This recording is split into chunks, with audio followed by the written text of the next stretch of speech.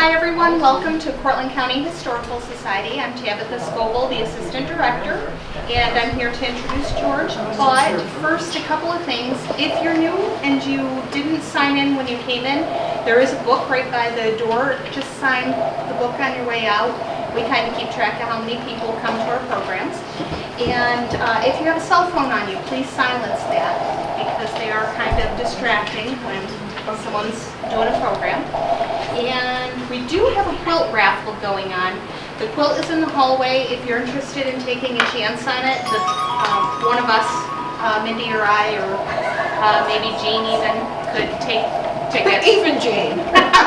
Jean's right there. She's good. So without further ado, I'm going to introduce George Chevalier. He is the Harford historian and my friend. I put lots of time into getting his PowerPoint ready for him. I don't do that for everyone. Thank you, George. Thank you very much, Tabitha. Yes, I don't know how to do a PowerPoint, so you'll have to bear with me a little bit. But first, I'd like to tell you how I got into the Civil War and the round table at one time, and not anymore, but we have our town historian, Marianne Negus, who is a very good friend of mine, and Bessie Larkins, who was then our town clerk. She's now your county clerk. You may have met her. My previous occupant of this office, the town clerk of Harford, or the town historian of Harford, came up with this nice little pamphlet. She got a small grant and she put some things together and put a map in the middle and put some pictures in it. But she gave short shrift to the military guys, and some of them I thought deserved more notice. And they're not well done in here because she just copied what she learned. And she was actually working on a small dairy farm, just she and her husband. And when she passed away, her husband had to sell the cows because she was vital to the operation. But anyhow, to salvage Marianne Negus's reputation in the town of Hartford, so I would like to tell you what I did, because Marianne had a terrible thing happen after she did their little pamphlet and made a couple hundred copies of it with the idea she could sell them and recoup a little bit of cash for the operation of the historian's office. This other book came available. I don't know, a lot of towns didn't get them back because every town clerk in the state of New York was ordered by the Chapter 690 of the laws of 1865 from the state of New York. Town clerks were supposed to fill out a booklet, and this is just a bad Xerox copy of it because the original is falling apart. So this was my workbook when I was trying to come up with this little blurb I wrote to go in the back. Well, I didn't even know it at the time. I made it to put on the wall in the entryway of the town hall. It would have a list of all of the servicemen that served in the war, and it came to, this is the normal size of the typewritten page. I hired a typist to do this, and we got it down to 3 pages, and I shrank my little story that goes with it by about at least 2 or 3 times, so I could put my little thing that took 8 or 9 pages all told is now on 3 pages, and it goes in the back of these booklets. And I've asked Tabitha to sell them for $3 a copy or whatever she can get, and I give them to her so she can make a penny or 2 on them, but they're not a big seller, I'm sure. But anyhow, I thought our Civil War men deserved a better recognition because there were a lot of them. And this book that we got back from the state of New York, they took their time coming back, but it came back too late for Marianne in the pamphlet, so it's now in here as a supplement to it. Okay, that's how I got started in the Civil War. I knew I didn't know anything about history or whatever. I had worked for 35 years as a research equipment technician in the College of Engineering at Cornell, and I was retired like 5 years into my retirement when this town historian passed away, so I got what she got 2 years too late to work on, and I tried to do something with it, and I made that just so we could put it up in the entryway of the town hall. And there's been no complaints about it. It's been there since about '02. They made a list longer than your arm, and I put them all together and I put a little gold star where she has asterisks, and about a quarter of them were dead by the 1865 when our two Harford guys, first the census enumerator went around in June, as census enumerators do every 5 years as well as every 10 years back then. And the Constitution requires them to do it every 10 years for representation in the House of Representatives. But the state of New York apparently wanted them to do an ag census every 5 years, and so I had that list to work with. Mary Ann was too busy with her dairy farm, so she didn't get a chance to go up here in the county office building downstairs. They have the old censuses all there, and you can look at it. And I just put the two lists together to make my list, but my list is stapled together in the 3 sheets of 11 inches long, so it makes the list longer than your arm with over 100 names on it, which were never recognized anywhere. Most of them were not recognized anywhere, and I give a little commentary on what's happened to the men. Okay, so that's how I got into it. I knew I didn't know anything about the Civil War, so I went to your Civil War Roundtable. You actually saw me there, and I quit some time ago. And anyhow, how do you relate? Just let me know when to. Yeah, let's get into this a little bit. This is just a little teaser. This is some reenactors, and they're on the other side, but they're not here. Don't worry about it. They're far, far away. And I think there's good news and there's bad news. The bad news is that we've been doing it all wrong, and the good news is we're doing it better now. We are doing it quite a bit better. These guys were sashaying around with their beautiful Southern bells there, and they got rebel flags all over. And there the guy is doing a grand right and left, and if you look closely, you'll see the other four in the background, and they're swinging the corner. No, they're doing the grand right and left there, I guess. And they're really in the deep south. They're down in Brazil, because you probably don't remember, but in the Civil War, there were like 1,000 Confederates that escaped through Texas, and probably more through the Caribbean. And there were still some slaves down in Brazil, and some of them ended up in Brazil, and they had descendants, and there they are. Okay, that's reenactors. And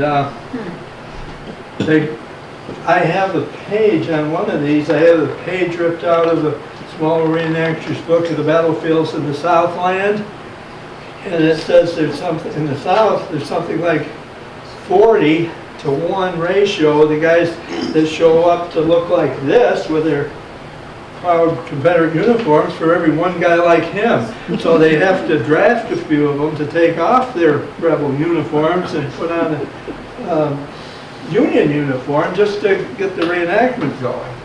They call them galvanized. Did you ever do that? They call them galvanized Yankees, and they're forced to do it to keep the show going on. I'm an absolute Yankee. Good for you. You don't change. Good bad. Okay. Now, I really wanted to say a little more about it, but one of the best books I ever found. I was over in the Friends of the Library. I hope you all go to it.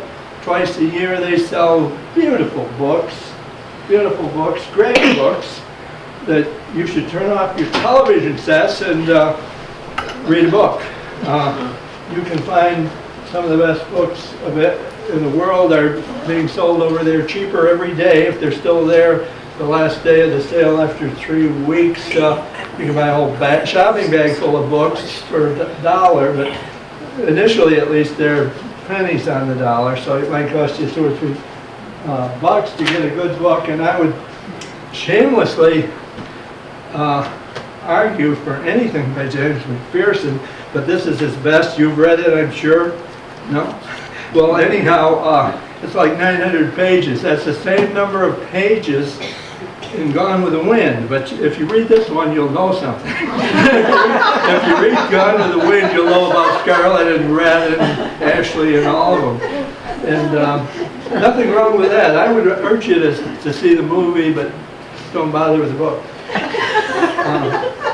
Anyhow, I've accumulated, knowing I didn't know anything about the Civil War, but having learned a little from Dick Crozier and a few other people, very interesting people that gather here once a month, and not in the summer so much, but anyhow, I saw a lot of very interesting people coming through here in that group. Okay, and and this is what doing it better means. In the book sale, a lot of these books, I imagine they are starting books for an American history course, probably for freshmen, sophomores. I never took any history since high school, for heaven's sakes, and that was an awful long time ago for me. And yeah, like 60-something years. But anyhow, there's some good books over there that come from college courses, probably, and if you can find one that's not all marked up with highlighter. There's a little bit of highlighter in here, but apparently she stopped near the front. Well, no, it's a good book, though. You know, the highlighter doesn't hurt. If the book is yours, I would say nothing wrong with using a pencil on it, because we don't know who else might want to read it, and we will give them a nice felt eraser. They can erase my pencil marks if they don't like them. This is a very nice book. I put these little page reminders on it, and this does an interesting thing because it has a timeline for different times as it goes through history, so you can put things together, and I guess my yellow ones are timelines, but anyhow, and you can indicate, there's a lot of charts and tables in the back, like population by the year, so you can really learn something, and it does fit together. There is a coherent string through there if you want to follow it. Okay, now this is, I don't know if I want to do this. What do you got coming up, Sam? Slave trade. Okay, this is very good because there was this terrible slave trade with the Middle Passage and terrible things happening.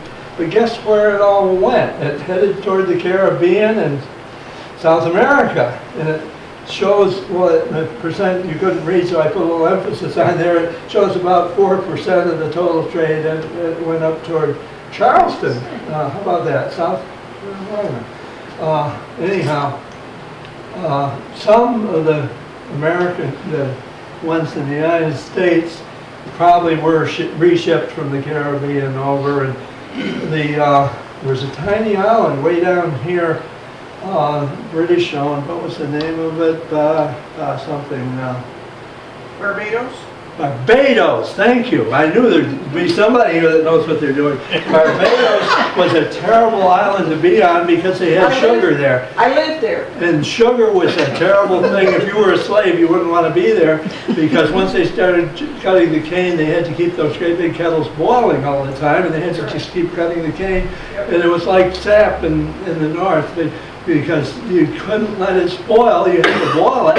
And it was worth a lot of money if you could get it out of there. And they were burning through slaves so fast they had to keep importing it down there. And there's a book that's come out recently you want to read about contrasting. I only read the review, but it contrasts the slavery status under the Brits with the one in somewhere in Rocky Mountain, North Carolina or South Carolina, somewhere. It contrasts the two slave systems, and we had relatively happy slaves, comparatively speaking. If you're going to be a slave, you might better be in the old Dominion state of Virginia or one of the upper South states, because if you were down in the cotton area, it wasn't good at all.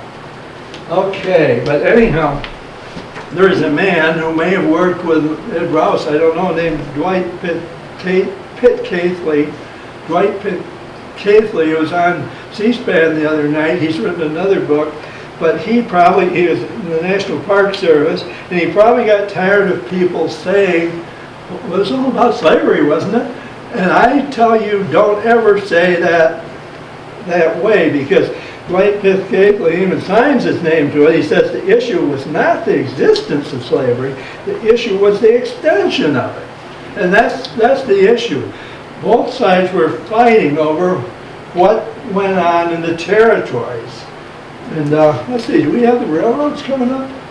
Okay, so you had tremendous railroad development in the north, just a swarm of it in New England and way out around Chicago, and they all ended in St. Joseph, Missouri. There were none across the country. It was 4 years after the war ended, 1869, when they finally drove that golden spike you all heard about out in Utah somewhere. But you could say the northern industrialists were thinking about this, but they had a lot of other things they could think about. The southern guys were thinking about it too, and they were thinking, gee whiz, if those railroads go across there, we had such a good time with the Mexican War, and we had such a nice settlement at the end of it. For a few $1 million, we bought the entire southwest of the United States, from Texas to California. Why don't we go back and see about getting another little slice of it so we can put a southern railroad right across from Texas to Southern California? So they went back a few years later. They got the Gadsden Purchase for pennies on the dollar, probably. They got a good deal because they had terrorized the Mexicans sufficiently, so they got a couple of really good treaties with them. And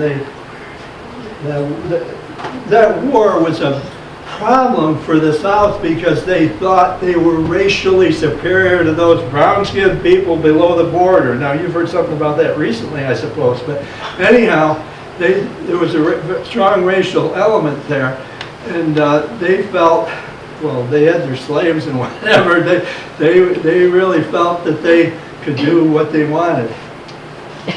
What's that for? Pointer. Oh, okay, well, I'm not too good at pointing, but anyhow, you can see what was going on with railroads. Let's get another one, Tab. Okay, and this isn't a good one because it describes the Old South.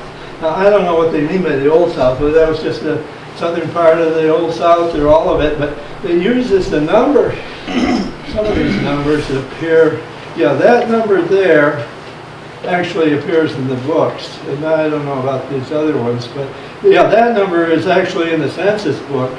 That is just shy of 4 million slaves, so they weren't all in the Old South. I'm not sure what they're talking about, but I guess they mean the entire Confederacy by the Old South.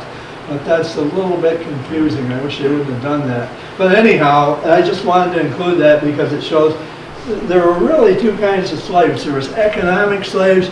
If I had enough of them, I could make myself rich because I'd never have to pay them. They worked for me and I'd save the money and I'd be a rich man. Great deal. If you have the economic slaves and you can work 100 or 2 of them, you can make some money. But if you had the house servants, like in, what is this beautiful British series we watched, Downton Abbey or something?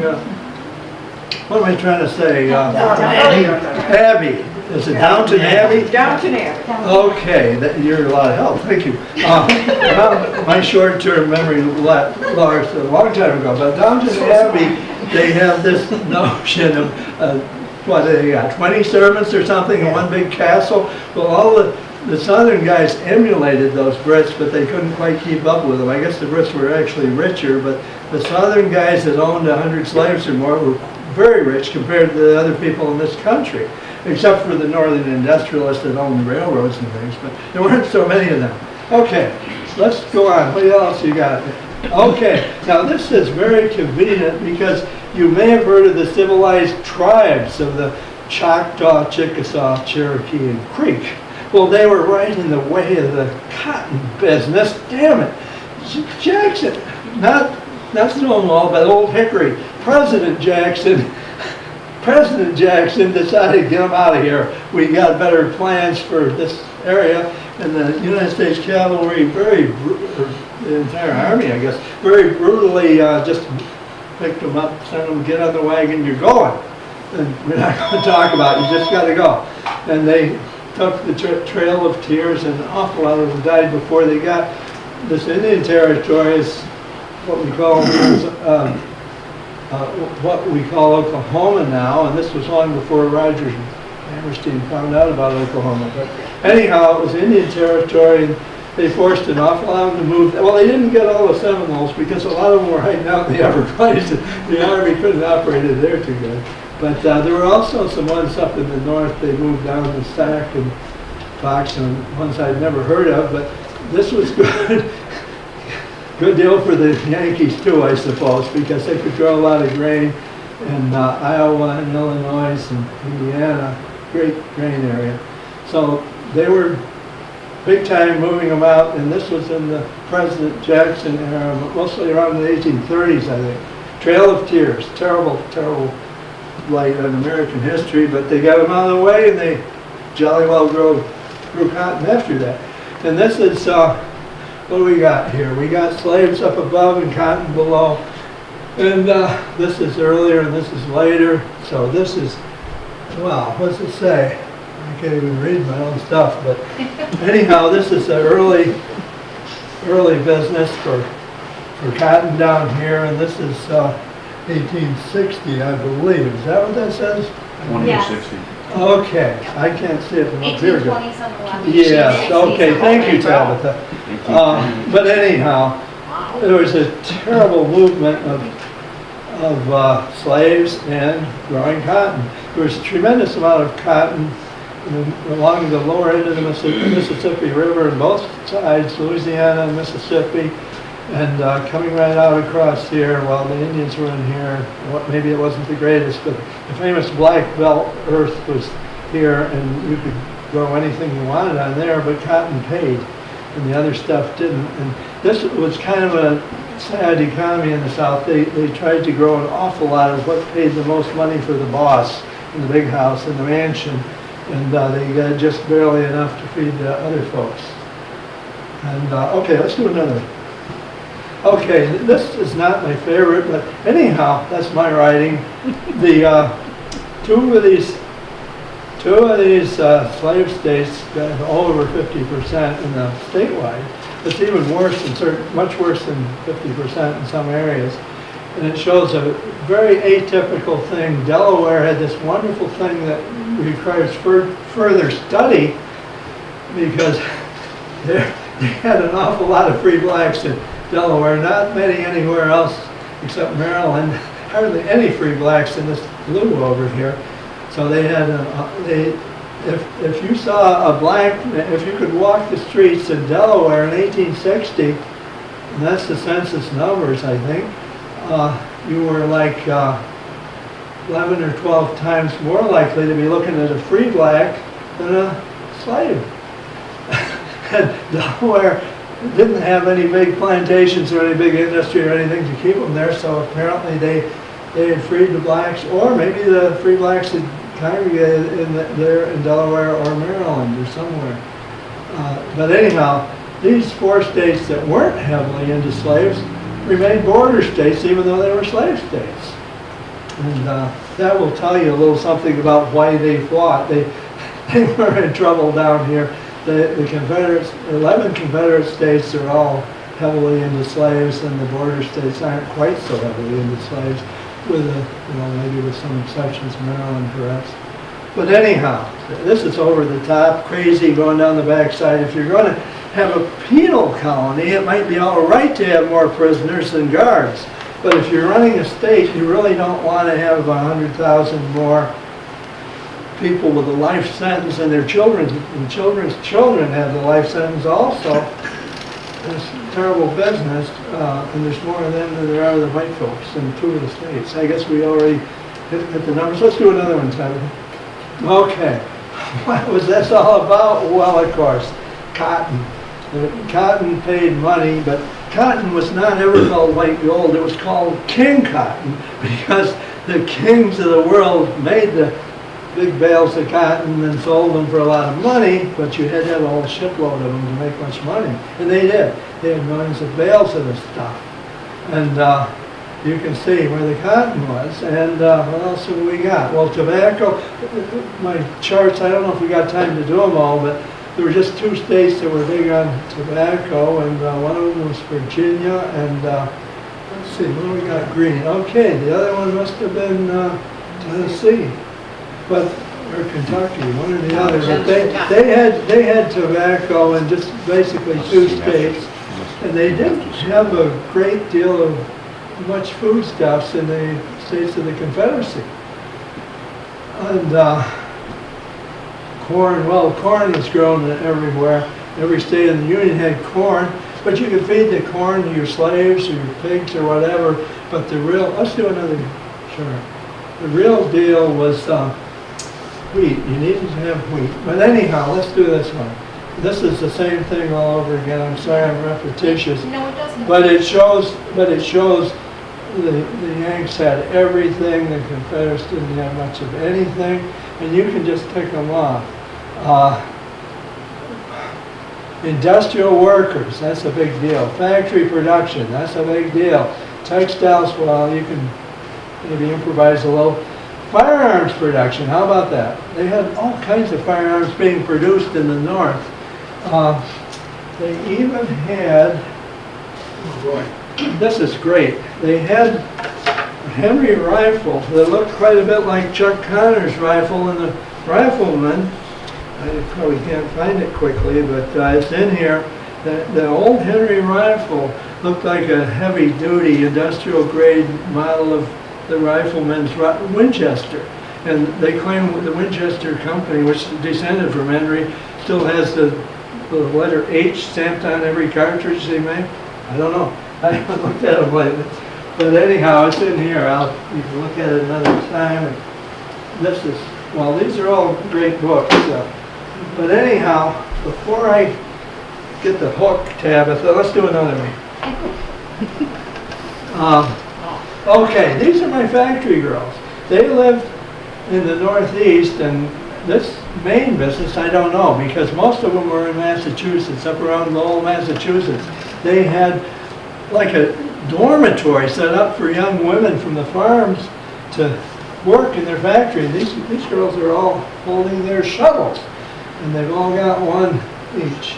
And they worked long hours for short pay, but they got off the farm, and if things weren't going too well on the farm and they could spare them, they could see a little bit of the world and work in Lowell, Massachusetts, or down in Rhode Island. Wherever there was water power, there were factories in the Northeast, and there were some in the South too. But they really big time in the North. And up until, let's say, from the earliest days, 1800 through 1820 or 30, water power was a big deal. And steam power was just coming on up around the 1820s and 30s. Steam power was replacing water power, but originally all the factories were wherever there was a falls, generates a lot of water power, and put a lot of women to work, and the Yankees were geniuses at doing it. This guy, one of the guys went over to Old England and looked at the textile mills were real good, and then he came back to Massachusetts and started building them. And he made some darn good ones apparently, and he had a lot of people working up there. And in this census list for 1860, they have a real surplus of women up there in Massachusetts, and they're only the states that bordered the Atlantic Ocean had a surplus of women.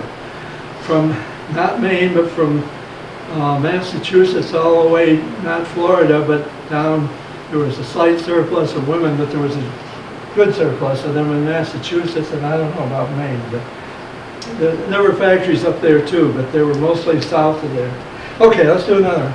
Okay, this is the interior of a factory, and you can see they got some women working there, and I hope that lady hasn't got her hand caught in the machine, because to stop the machines they had these big flat leather belts, and they had these drive shafts that were spinning all the time that the water wheel was turning, and one of the men there, probably the foreman, could reach up there with a long stick with a little bent nail in the end and pop one of those belts off maybe, or maybe run it off the pulley down here. That might be easier. And if you could get the belt off the pulley, you could stop the machine that it was driving. But there were a whole bunch of machines being driven from the few overhead shafts that were turned by water power, I suppose. But let's see. Oh, I know. I haven't talked about chapter 3 yet, have I? Why did they fight? What else you got coming up? Okay, land and farms. This is good. because we've got horses here. Well, you say Kentucky and Virginia had horses, forget it. Ohio had more horses than any other state in the Union, and the leading 3 or 4, oh boy, I didn't bring the list here, but the first 3 or 4 for horses were Yankee states in the north. And you get down to the 4th or 5th, you get some of the southern Confederate states below that. The last, in the list of 10, I think the last 7 or 8 are all the rebel states, and the top 3 or 4 are all Yankee states. They had horses, they had a lot of things. Oh, and milch cows, that's good.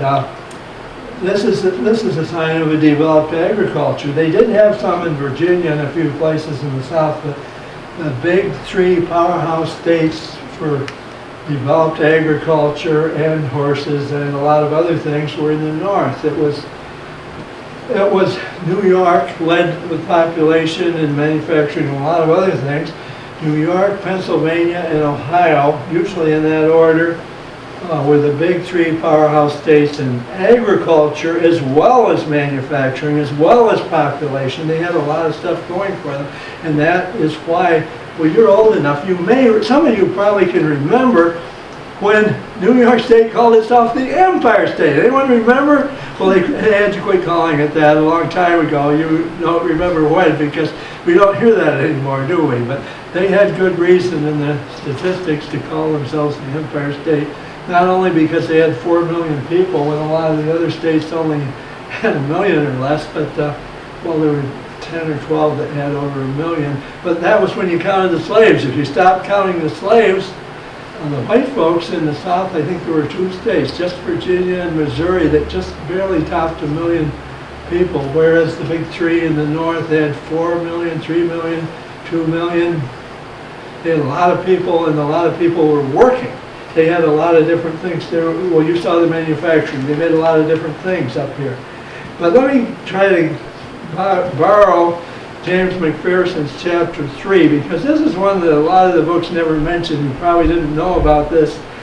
But anyhow, they called themselves, well, there were, in the 1850s to the 1860s, there was a terrible run-up to the Civil War in the South that's barely mentioned now. There were 4 different presidents. Taylor died early. He died in 1850, and so our New York guy, is he your guy? Fillmore was next. He was the vice president, and he served out the remainder 3 years or so of Zachary Taylor's term, and then it went to Pierce and Buchanan. But anyhow, you saw Fillmore. Glenn have a big deal for Fillmore. He was a New Yorker, and he wasn't the greatest president. He's not usually. He was not, as the historians rate the presidents, Fillmore is never near the top. I don't think that. Anyhow, he kept the country together for 3.5 years or whatever it was. And then there was Pierce, and then Buchanan was the last guy before Lincoln. But anyhow, you guys have probably never heard of the filibusters outside of the Senate of the United States. The filibusters were people, and they were raving lunatics in the Southland that were trying to invade Cuba and invade Nicaragua and do crazy things. And they're mentioned extensively here in chapter 3 of McPherson's book. And he talks about it very intelligently.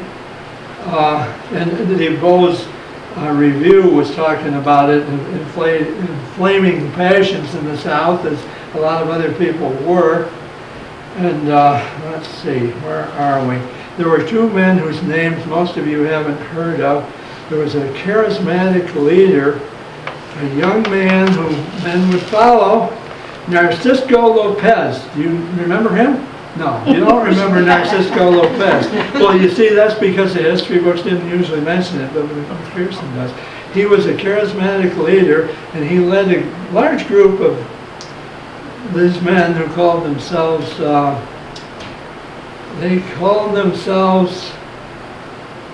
goes my short-term memory again. They called themselves filibusters, and that, they tell me in Spanish, that means pirate. Okay, but anyhow, he got a few boatloads of these people to attack Cuba informally. They didn't have the organization you guys did. And President Taylor stopped them the first time, but he was dead, and maybe Fillmore missed them the next time. But anyhow, he had a boatload of them, and they got themselves killed. And it was worse than the Bay of Pigs. They got overwhelmed shortly by the Spanish in Cuba. And Narcisco died a miserable death with a torturous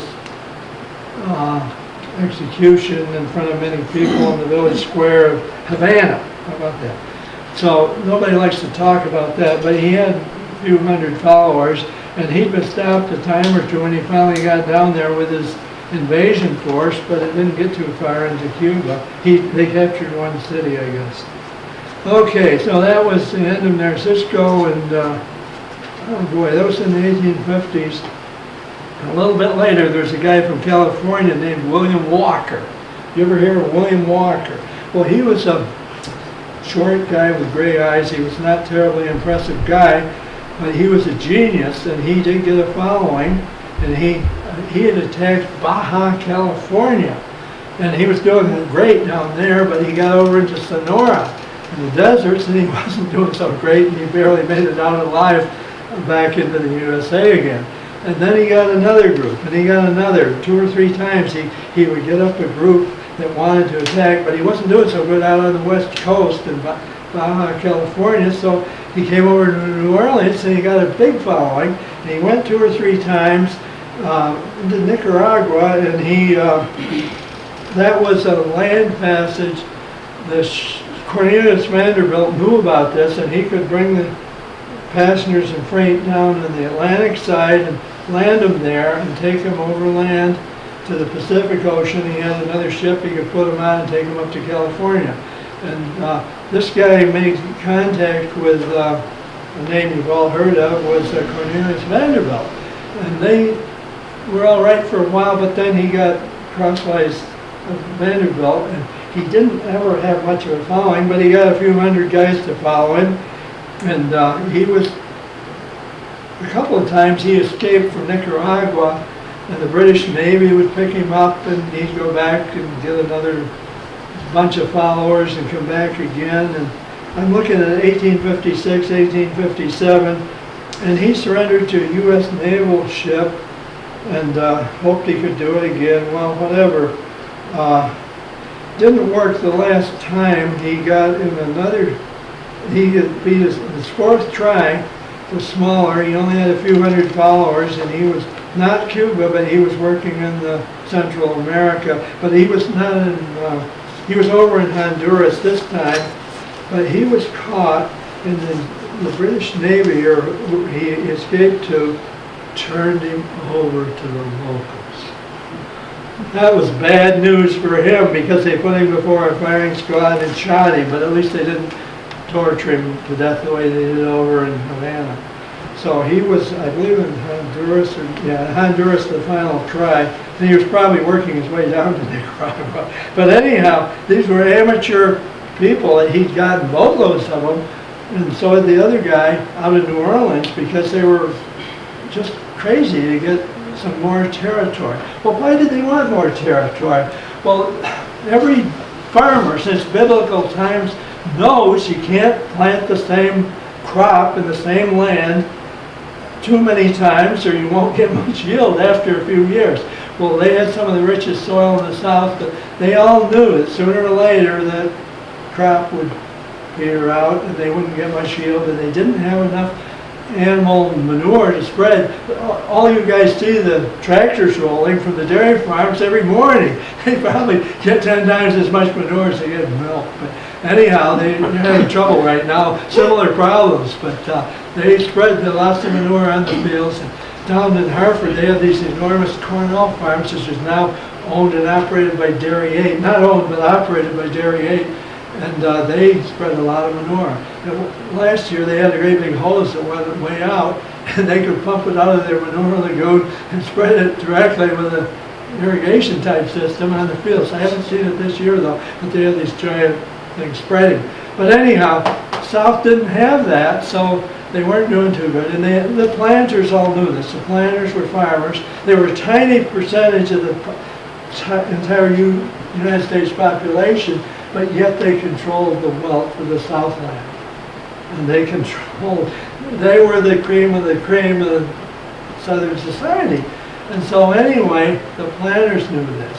And they had their agitators, besides DeVoe's magazine, and besides these crazy guys that we get boatloads of people to go down and attack some country in the Central America or the Caribbean. So anyhow, that was Cuba and the filibusters, and Central America and the filibusters. I haven't ever heard that name used for pirates before or since, but this is chapter 3, like 45 pages here, and it will tell you why they were agitated, or how agitated they were down there. And this is not a good copy. It's black and white of the chart I just showed you from another book. Okay, Tabitha, I'm sorry I digressed too much here. Let's see, getting close to my time. Manufacturers by state. Okay, manufacturers. Now, I guess I've already said that the manufacturers, you know, the Yankees have it like 10 to 1 or something in just about every category. I didn't do the ones that showed the individual products, but they were in that census book, and it's interesting reading.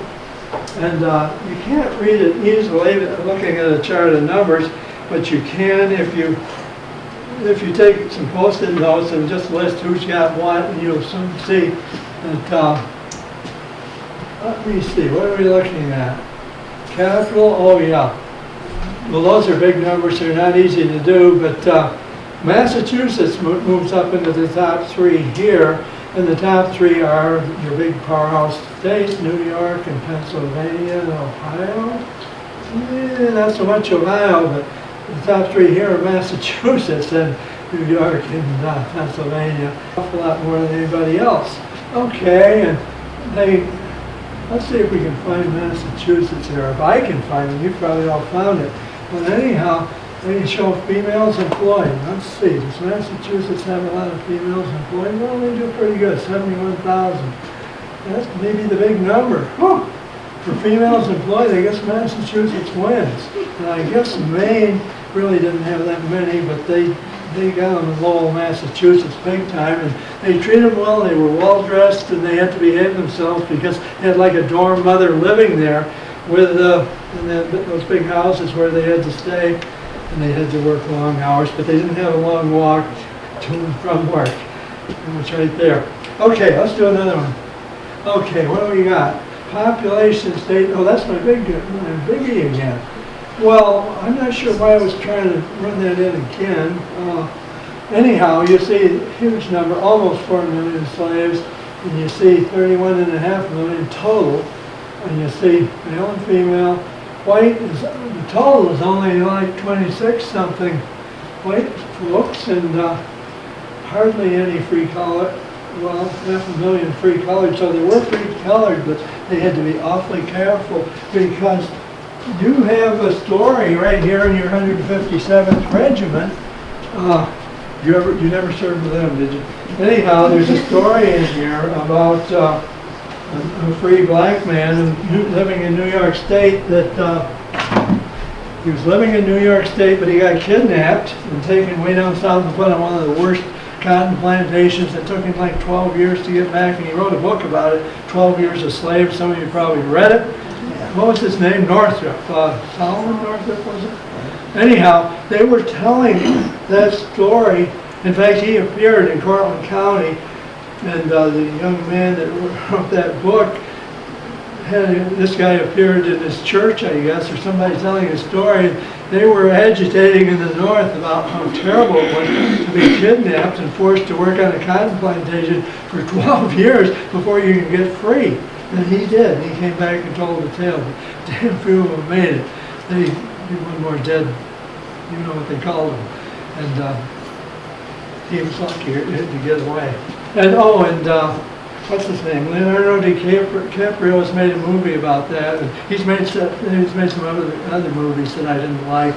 I never see them except they come on free television sometimes when I'm in marathon. But I wouldn't recommend a lot of those. I think there are. Well, the other one I would definitely not recommend is, have any of you guys seen Ferris Bueller's Big Day Off or something? Okay, don't ever watch the one about that famous Massachusetts regiment where they commissioned him to lead it. And if you see Ferris Bueller's face, you don't want to believe anything he says. So it kind of spoils the whole thing. I don't know why they cast him to play the heroic guy that led the black Massachusetts regiment right over the top and died in the process. Great heroes. And then the damn Confederates buried his body right in with all the soldiers. And they exhumed it later. But anyhow, he was a great hero. And they put this Ferris Bueller there to play his role. They better put you in there to play his role. Anybody, but Ferris Bueller. Anyhow, that was, I can't recommend that one really. If you've never saw Ferris Bueller, go ahead and watch it. Okay, what else was I going to say, Ted? Okay, well this is a big deal. You got three big states here: New York, Ohio, and Pennsylvania, and you got a couple over here too. What do we got? Massachusetts is pretty big. And, well, Georgia is a deep south state, 7. Illinois is a good Yankee state, and so is Indiana. So the big numbers, the big 3 over here are those states. Illinois, Indiana, Michigan, and the really big 3 are over here. And those 6 command out of 233 seats in the House of Representatives, those 6 states command way more seats than the Confederates. If they all voted together, they'd have like 82 votes or something. But if these guys all voted together, they'd have over 100 votes in just those 6 states. So the Confederates had to know they'd lost the House of Representatives, or they were in the process. They didn't have this data until this book didn't come out till it was published. In the director of the census ran it out in 1862. So there's your director, and he wrote a nice 50 pages or so before he runs into the charts here. But that's buried in his charts. And they had lost, and they knew they lost the House of Representatives, but they'd been playing this terrible game of balancing act all the way up through the early years. You get one and we'll get one. You get a free state, we'll get a slave state. And it was going sort of 50-50 at different times. One time they each had 11 states, another time they had 13 or so. But it kind of got a little knocked cockeyed. And the Union, the very last, was coming in with quite a few free states. So when you get the big list of the states in 1860 census, there are definitely quite a bit more on the Union side of the ledger than there are the 11 Confederate. And or you can disregard the border states. But anyhow, they lost the House of Representatives. Let's do another. Okay. Did we do the slaveholders before? Okay. This is very big because most of the slaveholders in the South were in these first 3 columns, something like, well, in the first 4 columns from 1 to 30, I think it is. Well, about a quarter of the entire list of slaveholders are in the first 3 columns, but about 3/4 of them are less than 30. So if you just look at the list on the left of the slaveholders in 1 or 2 or 3 or 4 or less than 10, you're looking at the major numbers, especially in the upper South, had this. But down in the cotton states, and well, South Carolina wasn't much of a cotton state, but they had a huge number of 500 and over slaves per slave holder. So this is a terrible thing. If you have 500 or more, there's like only, you get 14 all told, but there are a lot of them, over 2,000, that have 100 or more slaves. So there were a lot of big slaveholders in the Deep South. This damn Kansas should not be on this list. I don't know why he put it on there, but it's in his book. Kansas was a special case. It was bloody, bleeding, guerrilla fighting. Kansas was really the flashpoint of the Civil War because all these free soilers were moving out there around Lawrence and whatever. They were having a fine time, and they had their own newspaper and everything. And a bunch of border ruffians or whatever came out and trashed the place. They burned the hotel, shot up the town a little bit, and they tore the printing office apart and threw the press in the river or something. They didn't like Lawrence at all because it was a sort of a gathering point for the Free Soilers. Well, anyhow, there was guerrilla warfare between the slavers and the Free Soilers. And the slavers, just in from the Missouri border, there's this little Lake Compton area that they had their own territorial government all set up for Lake Compton, but they never could quite get it through Congress. So anyhow, when Jeff Davis and all the poobahs of the Confederacy went down to Montgomery, was it? Montgomery, Alabama, to form the CSA, the other side, all those guys left Washington, and they were down there. And so they put on fast track. That's my Kansas Union State. And we have this other little town down the road known as Topeka. And Topeka had formed a free state territorial government. Let's make them a state. Give them statehood. Right away in fast track, January, just before Lincoln was inaugurated, Kansas became the free state, and Topeka is still the capital of Kansas to this day. And it's a great big blob on your road map, whereas the Compton is a tiny dot along the way from the Missouri border. Okay, let's do another. Okay, now this is ag, and I'm running out of time. Gin cotton, this is the trouble. This is king cotton right here. But also on this chart is wheat. Now we know that there's incredible amount of cotton in Mississippi and an incredible amount in Alabama. And they got some big numbers here for a few of the deep south cotton belt makes it awful. See, these are 1,400 pound bales. So if you multiply that 1,000 times 900 and something, you get almost a million. And if you do it down here, you do get a million, 200,000, whatever. And those 3 zeros go with us. But there's a little warning on talking about bales of cotton. Some people do it for 500 pound bales, and some people do it for 400 pound bales. And I'm sure they weighed them all out. Anybody that's ever handled baled hay knows that no two bales weigh the same. And they certainly didn't all weigh the same. So the people that were buying and selling bales of cotton probably weighed the whole load. But they like to talk about bales, so they do. Okay, what else do we got? Egg production. Well, I've already talked a little bit about cheese and butter and cane sugar. Now there's just 2 giant states for cane sugar. And Texas is trying to do a little cane sugars in Louisiana. Now, if you were watching C-SPAN about a year ago, there's a sugar cane plantation that's recently been restored, I think in Louisiana probably. And they are restoring some of these things if you were ever down there. But anyhow, cane sugar is just a specialty deal. And I don't know if it's still coming out of Barbados. See, the Brits had long ago abolished slavery in the British Empire, and they didn't think much of the guys that were hauling slaves, so they would intercept the ones that were hauling slaves. Not supposed to do that, the Brits were told. Okay, the rest of the world was way ahead of us. They had pretty much abolished the slave trade, and we were trying to promote it. Damn, that's not a smart thing to do, and the rest of the world is way ahead of us. Okay, what else have we got? Switch it, it's immigration.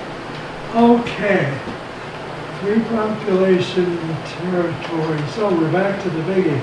Okay, well, we've hammered this a little bit. Let's go on to something else. Okay, now this is your fear factor. If you have these, we got 2 of these. This is 1820.